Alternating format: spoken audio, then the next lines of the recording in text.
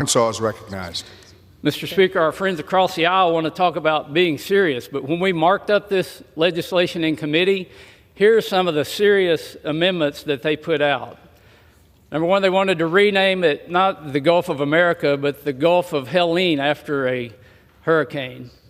That wasn't good enough, so they decided to file an amendment to name it the Gulf of America should rejoin the Paris Climate Accord. That's real serious. And they also, as my friend already mentioned, they wanted to take this bill, and it was obviously not germane, they wanted to rename the Planet Trump. So that's how serious they are in their debate. I reserve the balance of my time. Gentleman from Arkansas reserves. Gentleman from California is recognized. Thank you, Mr. Speaker. I yield 2 minutes to the gentleman from Rhode Island, Mr. Magaziner. The gentleman is recognized. Mr. Speaker, we're here today debating and wasting time on a ridiculous bill to rename the Gulf of Mexico when the American people want us to be focused on real issues that impact their lives. Prices are still too high. Donald Trump's tariffs are making it worse. The stock market is tanking. People are losing their savings.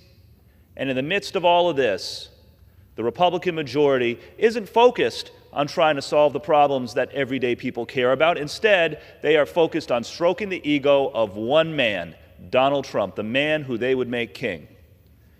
And so we are wasting time today, an entire legislative day where this is the only bill that's being debated, so that our Republican colleagues can get up and show their fealty to Donald Trump instead of the voters who elected us, who expect us to be focused on them.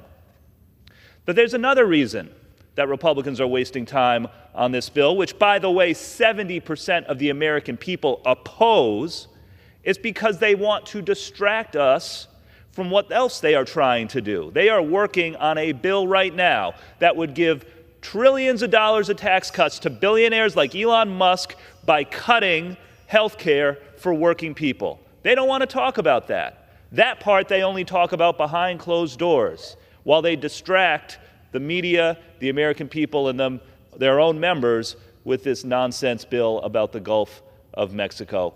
Mr. Speaker, the American people are smarter than this. They are smarter than our Republican colleagues give them credit for. 70% of the American people reject this nonsense bill, and this Congress should as well. I yield back. Reserve. Gentleman from California reserves. The gentleman from Arkansas is recognized.